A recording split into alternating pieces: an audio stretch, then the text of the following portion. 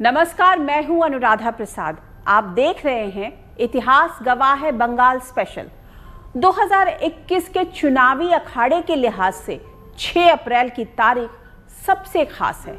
इस दिन 5 राज्यों की 475 विधानसभा सीटों के लिए वोटिंग होनी है, जिसमें से तमिलनाडु के 234, केरल के 140, असम के 40, पश्चिम बंगाल के 31 और पुडुचेरी के 30 विधानसभा सीटों पर मतदाता ईवीएम का बटन दबाकर अपना फैसला सुनाएंगे।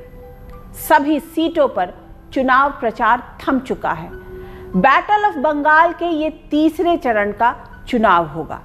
सभी पार्टियों के बयानवीर अपनी पार्टी की रणनीति के तहत बयानबाजी कर रहे हैं। लेफ्ट, राइट और सेंटर तीनों को लगता है कि अब की बार बंगाल में खेला होवे, यानी खेल होगा।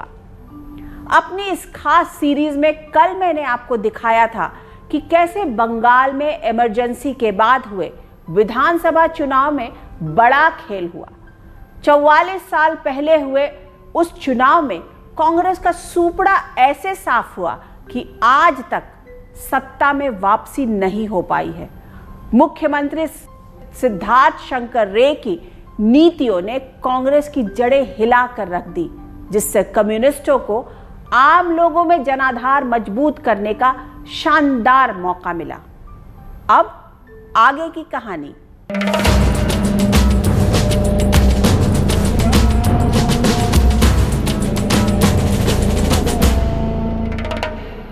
साल 1977 जून का महीना, सूरज आसमान से आग उगल रहा था।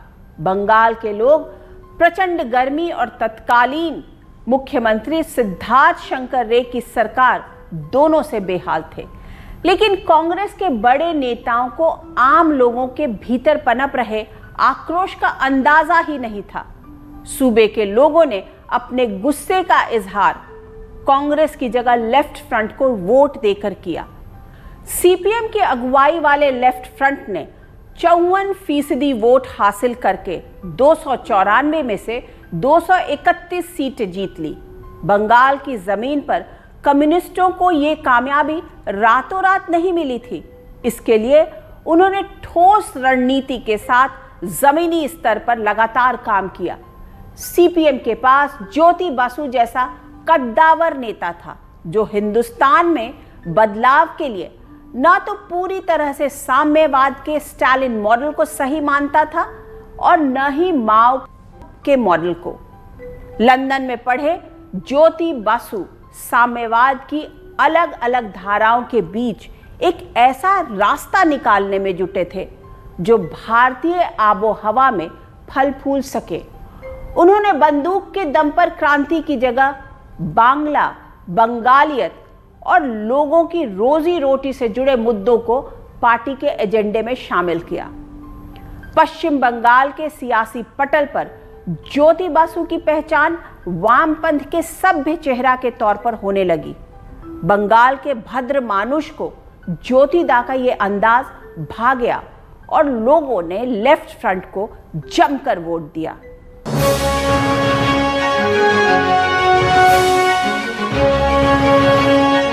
इक्कीस जून 1977 कलकत्ता में राजभवन के बाहर कम्युनिस्टों का जोश 7वें आसमान पर था। वामपंथ का सभ्य चेहरा और बंगालियत के पोस्टर बॉय ज्योति बासु मुख्यमंत्री के तौर पर शपथ लेने वाले थे। ये तस्वीरें उसी शपथ ग्रहण समारोह की हैं। राज्यपाल ए.एल. डियास ने ज्योति बासु को पद और गोपनीयता की शपथ दिलवाई। अब मुख्यमंत्री ज्योति बासु के सामने चुनौती थी बंगाल के करोड़ों लोगों के उन सपनों को पूरा करने की जो कम्युनिस्टों ने दिखाए थे। अब भूमिहीन मजदूरों को जमीन का, कारखानों में काम करने वाले मजदूरों को ज्यादा तनख्वाह का और गरीबों को 2 वक्त की रोजी रोटी का इंतजार था। ज्योति बासु ने शुरू में 77 में लोगों को ये एश्योरेंस दिया था कि हम समाज को परिवर्तन करेंगे, और उसमें क्या है, विधवा भाता मतलब विडो अलाउंस, बेकार भाता मतलब अनएम्प्लॉयड यूथ के लिए अलाउंस, और पॉलिटिकल प्रिजनर को मुक्ति दिया जो नक्सलाइट्स था। तो शुरुआत जो हुआ था वो बहुत अच्छा शुरुआत हुआ था। सीपीएम के लिए राजनीतिक जमीन तैयार करते करते कॉमरेड बसु ये बात अच्छी तरह समझ चुके थे कि बंगाल की आर्थिक स्थिति अच्छी नहीं है। सूबे की आधी से ज्यादा आबादी गरीबी रेखा के नीचे जीने को मजबूर थी। ऐसे में बतौर मुख्यमंत्री उन्होंने भले ही पहला फैसला उन राजनीतिक कैदियों की रिहाई का लिया जिन्हें कांग्रेस सरकार ने नक्सली कहते हुए सलाखों के पीछे पहुंचा दिया था, लेकिन ज्योति बसु के सामने सबसे बड़ी चुनौती भूमि सुधार की थी। उन्होंने अपना ध्यान खास तौर से बर्दागारों यानी बटाईदारों को जमीन पर हक दिलाने पर लगाया। इसके लिए ऑपरेशन बरगा चलाया गया। 29 सितंबर 1977 को ज्योति बसु सरकार ने west Bengal land amendment bill विधानसभा में पास करवा दिया। इसके 2 साल बाद 4 संशोधनों के साथ west Bengal land holding revenue bill विधानसभा में पास हुआ। इसके बाद ज्योति बसु ने कहा, हम पूरी तरह से सामंती राजस्व व्यवस्था से बाहर आ गए हैं। तो सबसे प्रमुख काम उनके नेतृत्व में हुआ, बंगाल ने किया, या उनको इसका श्रेय दिया जाना चाहिए, वो था भूमि सुधार आंदोलन। भूमि सुधार जिस तरह से हुआ पश्चिम बंगाल, वो आज भी एक तरह से एक मॉडल के रूप में देखा जाता है। वो था ऑपरेशन बरगा। 25 से 35 लाख के बीच जो एक संख्या थी ऐसे किसानों की, भूमिहीन किसानों की, परिवारों की, उनको ये बरगा, ये जो पट्टे हैं वो एक नोट जैसा होता था, वो दिया गया। लेफ्ट फ्रंट की सरकार ने भूमि सुधारों को युद्ध स्तर पर लागू करवाने के लिए नौकरशाही और पार्टी काडरों को लगा दिया, जिससे पश्चिम बंगाल में तस्वीर बदलने लगी। पहले जमीन मालिक बटाईदारों से आधी या उससे ज्यादा फसल लेते थे, लेकिन भूमि सुधारों के बाद बटाईदारों का उपज में हिस्सा 75% हो गया। इससे 10 लाख से ज्यादा किसानों को फायदा हुआ। लेफ्ट फ्रंट की सरकार ने सीलिंग सरप्लस लैंड और सरकारी जमीन गरीब खेतिहर मजदूरों में बांट दी। आंकड़ों के मुताबिक फरवरी 2008 तक 29,71,000 भूमिहीनों के बीच जमीन बांटी गई। ज्योति बसु सरकार के भूमि सुधार कार्यक्रम का नतीजा ये निकला कि खेतिहर मजदूरों को जमीन का मालिकाना हक मिल गया। ये ज्योति बसु सरकार की नीतियों और उनके कुशल प्रशासन का कमाल था कि बंगाल में बहुत कारगर तरीके से भूमि सुधार कानून लागू हो पाया। बंगाल हिंदुस्तान का पहला ऐसा सूबा बना जहां फसल कटकर सीधे बटाईदार के घर पहुंचने लगी। ऑपरेशन बरगा की सफलता ने पूरे देश में ज्योति बसु को एक बड़े नेता के तौर पर स्थापित कर दिया। उनकी एक और बात बंगाल के खासो आम के कानों में लगातार गूंज रही थी, वो ये थी कि मैं सरकार अंग्रेजों के जमाने से खड़ी राइटर्स बिल्डिंग से नहीं, गांव और छोटे कस्बों से चलाऊंगा। ज्योति बसु को ये एहसास हो चुका था कि लेफ्ट फ्रंट की जड़ें और मजबूत करने के लिए अभी बहुत कुछ करना बाकी है। उनकी सरकार ने सूबे में पंचायत चुनाव कराने का ऐलान किया। मुख्यमंत्री ज्योति बसु ने हिसाब लगा लिया कि बगैर पंचायती व्यवस्था को मजबूत किए लोगों की आंखों में पल रहे सपने पूरे नहीं किए जा सकते। ऐसे में लेफ्ट फ्रंट की सरकार ने सूबे में ग्राम पंचायत, जिला परिषद और पंचायत समितियों के चुनाव का फैसला लिया। इस दौर में लेफ्ट फ्रंट के पास कई अहम पदों के लिए अच्छे उम्मीदवार तक नहीं थे। एक आंकड़े के मुताबिक 1978 में सूबे में सीपीएम सदस्यों की संख्या 38,889 थी, जिसमें करीब 10,000 सदस्य तो बंगाल में लेफ्ट फ्रंट की सरकार बनने के बाद जुड़े थे। ये जो 3 टायर पंचायत सिस्टम ये पश्चिम बंगाल में लागू करके उस समय जो विनय चौधरी लैंड रिफॉर्म मिनिस्टर थे, वो लैंड रिफॉर्म के साथ साथ पंचायत का एम्पावरमेंट, क्योंकि लोग आम जनता एकदम लोअर लेवल तक पावर को सर्कुलेट करना, इसको राजीव गांधी ने भी बहुत तारीफ किया था। वो पार्टी पंचायत को यूज़ करके वो जो हमारे पार्टी के जो लोग होंगे उसी को सुविधा मिलेगा, और वो पंचायत जो है वो पार्टी का एक पार्टी ऑफिस बन गया, वो नुकसान हो गया है। 1978 में हुए पहले पंचायत चुनाव में लेफ्ट फ्रंट ने करीब 2/3 सीटें जीत ली। वोट मिला करीब 54%।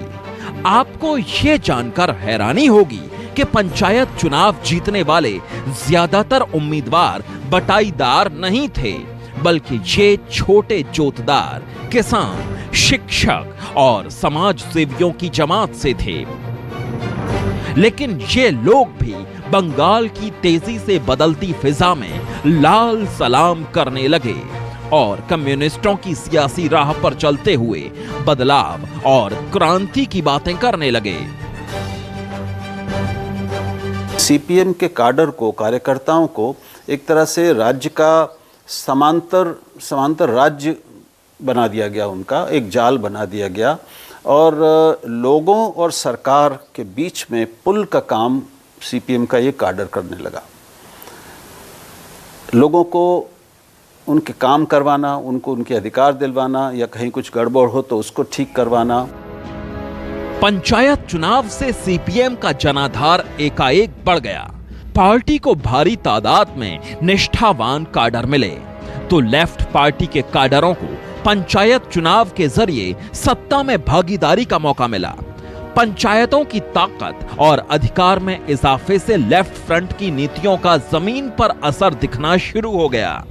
इससे सूबे के गरीब और कमजोर लोगों को रोजमर्रा की जिंदगी में बदलाव और तरक्की का एहसास होने लगा।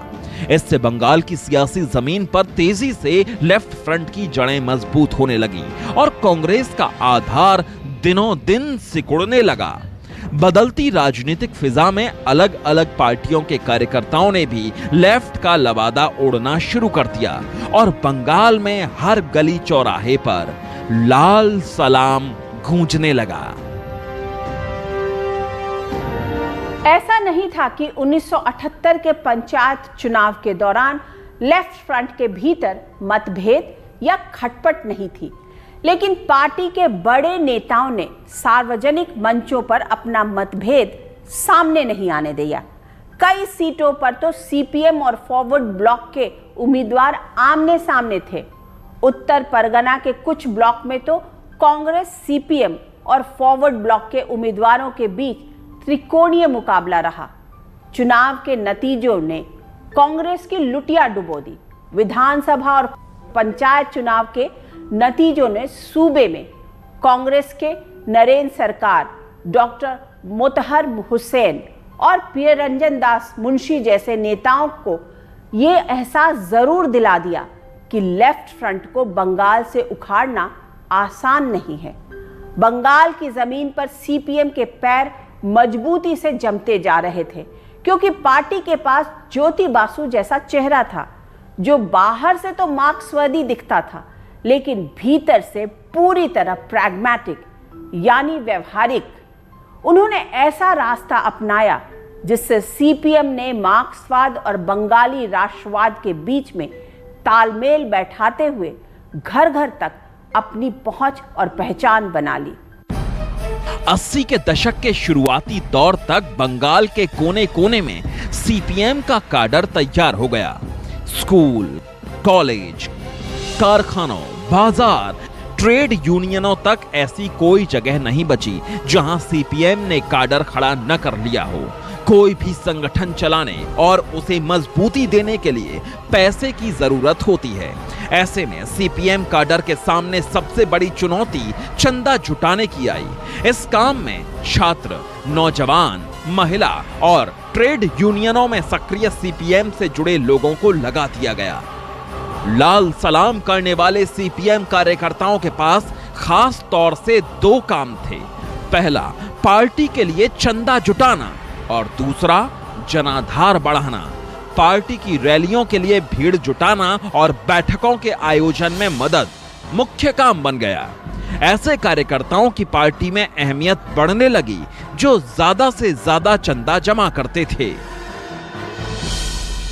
अपना कैडर बढ़ाने के लिए एक तरह से आप इसको ये कह सकते हैं कि लोगों पर मार्क्सवाद जबरन थोपा गया।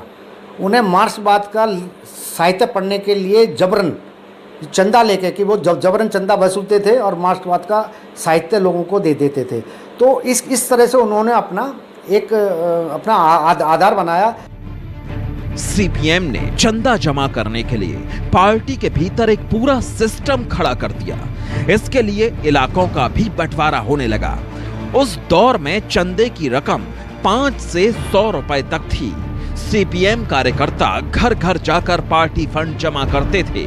हालांकि वो दावा करते थे कि लोग खुशी से पार्टी फंड के लिए चंदा देते थे, किसी पर दबाव नहीं डाला जाता था।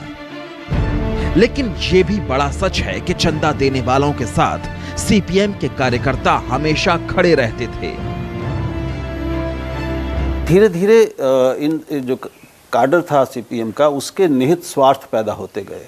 उनको फिर सत्ता की जो एक स्वाद लगा और जो एक उसका अनुभव हुआ, उसने उनको फिर भटकाया और उनको भ्रष्ट भी किया। सरकार ने उस समय एक मानिए कि माफिया तंत्र खड़ा कर दिया था। सड़क का ठेका किसको देना है, स्कूल बनाने का ठेका किसको देना है, बैंक से लोन किसको दिलाना है, आर्थिक सहायता किसको देनी है, सड़क किसकी बनेगी, सड़क किसकी नहीं बनेगी, इस सब में भेदभाव बढ़ता। और लेकिन अपने कैडर को उन्होंने मजबूत किया, अपने कैडर को उन्होंने खूब लूट करने की छूट भी दी। पश्चिम बंगाल में समाज के हर हिस्से में सीपीएम का प्रभाव साफ साफ दिखने लगा। दूसरी ओर सियासी वर्चस्व की लड़ाई में बंगाल की जमीन लगातार लहू से लाल हो रही थी। सिद्धार्थ शंकर रे के दौर में जो काम कम्युनिस्टों के साथ कांग्रेसी कर रहे थे, वही ज्योति बसु के सत्ता में आने के बाद कम्युनिस्ट कांग्रेसियों के साथ कर रहे थे। बंगाल की रक्त रंजित राजनीति और यूनिवर्सिटी कैंपस में बिगड़ते माहौल की वजह से सूबे से ब्रेन ड्रेन यानी प्रतिभा पलायन शुरू हो गया। हत्या और मारकाट का दौर बदस्तूर जारी रहा। 1996 में बंगाल सरकार ने विधानसभा में कबूल किया कि 1977 से 1996 के बीच हुई राजनीतिक हिंसा में 28,000 से ज्यादा लोग मारे गए थे।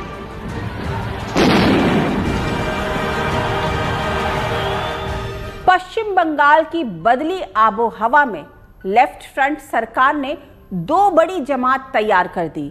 एक वो किसान जिन्हें ऑपरेशन बरगा के तहत जमीन का मालिकाना हक मिला। दूसरा ऐसे लोग जिन्हें पंचायतों के जरिए सत्ता में प्रतिनिधित्व मिला। सरकार और समाज पर मजबूत पकड़ बना चुके कम्युनिस्ट सूबे की हर समस्या को अपने तरीके से हल करने लगे।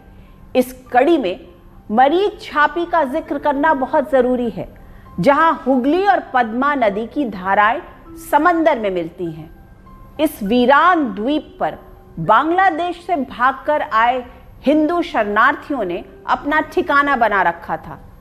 शरणार्थियों में करीब 40,000 के आसपास दलित थे। मरीज झापी द्वीप पर अवैध तरीके से रहने वाले शरणार्थियों को हटाने के लिए 26 जनवरी 1979 को पुलिस ने एक ऑपरेशन चलाया। इसमें कितने लोग मारे गए इसका कोई रिकॉर्ड मौजूद नहीं है। देश के बंटवारे के समय से ही पूर्वी पाकिस्तान से आए शरणार्थी मरीज झापी द्वीप पर बसने लगे थे, लेकिन 1971 में पाकिस्तानी सेना के अत्याचार से बचने के लिए लाखों की तादाद में शरणार्थी बंगाल आए, जिसमें से कुछ ने मरीज झापी द्वीप को अपना ठिकाना बनाया। 1977 में लेफ्ट फ्रंट की सरकार बनी तो नेताओं ने शरणार्थियों को सुनहरे सपने दिखाए, लेकिन ज्योति बसु सरकार उन्हें बसाने के लिए कुछ खास नहीं कर पा रही थी। बेघर शरणार्थियों ने अपने खून पसीने से वहां की दलदली जमीन को अनाज उगाने लायक बनाया, वहां के पानी में मछली पालना शुरू कर दिया, जिससे जिंदगी की गाड़ी को आगे बढ़ा सके। जब कम्युनिस्ट पार्टी सरकार में आई तो चुनाव के समय कहा था कि बांग्लादेश से जितने भी शरणार्थी आए हैं उनको पश्चिम बंगाल में बसाएंगे। तो इस आश्वासन पर वो आकर जो सुंदरवन डेल्टा है वहाँ एक छोटा सा द्वीप है मरीज झापी द्वीप, वहाँ आकर वो उन लोगों ने अपना डेरा जमाया और सरकार ने कोई मदद नहीं की उनकी। इन लोगों ने अपने दम पर पानी की व्यवस्था, स्कूल की व्यवस्था, दवा की व्यवस्था, खाने की व्यवस्था की और उनकी हालत बड़ी खराब थी। मारीच झापी द्वीप पर बसे शरणार्थी बहुत पहले से कम्युनिस्टों की आंखों की किरकिरी बने हुए थे। दलील दी जाती है कि ज्योति बसु सरकार में भद्रलोक बंगालियों का वर्चस्व था और वो भूल नहीं पा रहे थे कि इन दलितों ने आजादी के समय बंगाल बंटवारे का विरोध किया था। ऐसे में ज्योति बसु सरकार ने मारीच झापी द्वीप को खाली करवाने का रास्ता निकाल लिया। कहा गया कि ये टाइगर रिजर्व क्षेत्र का हिस्सा है और वहां किसी को भी बसने की इजाजत नहीं दी जा सकती है। इस कड़ी में लेफ्ट फ्रंट सरकार ने मारीच झापी में अवैध तरीके से बसे लोगों को हटाने का फरमान जारी कर दिया। 3 दिनों में इन शरणार्थियों पर और जो लोग आ भी रहे थे उनका एक तरह से नरसंहार किया है पुलिस ने। पुलिस फायरिंग में बहुत बड़ी संख्या में लोग मारे गए। अब विचित्र ये है और इसको इतना दबाया गया है कि इस पर पूरी पुष्ट जानकारी आज भी ठीक से मिलती नहीं है, लेकिन उस समय के गवाह आज भी मौजूद हैं। अब वो सब बहुत बूढ़े हो गए हैं। ये इतनी पुरानी घटना है। वरिष्ठ पत्रकार दीप हालदार ने अपनी किताब में उस दौर की अनसुनी दास्तां दुनिया के सामने रखने की कोशिश की है। सरकार के आदेश के बाद करीब 100 पुलिस बोट और बीएसएफ के 2 स्टीमर ने इस द्वीप की घेराबंदी की। लोगों की आवाजाही पूरी तरह से बंद कर दी गई। भोजन के साथ साथ जरूरी चीजों की सप्लाई काट दी गई। शरणार्थियों को मारीच झापी खाली करने के लिए मजबूर कर दिया गया। इस पुलिस ऑपरेशन में लोगों ने कितनी यातनाएं झेली, कितने राउंड गोलियां चली, कितने लोग मरे, इसका कोई ठीक हिसाब नहीं है।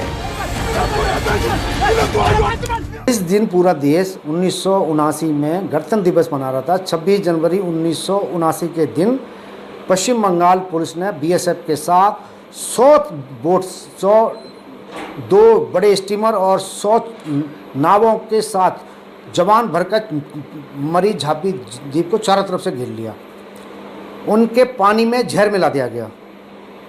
उनका पूरी तरह से नाकेबंदी वो कर दी गई। 4 दिन मतलब 26 जनवरी से लेकर 31 जनवरी तक किसी को बाहर नहीं आने दिया गया। उनके पास खाना नहीं पहुंचाया गया।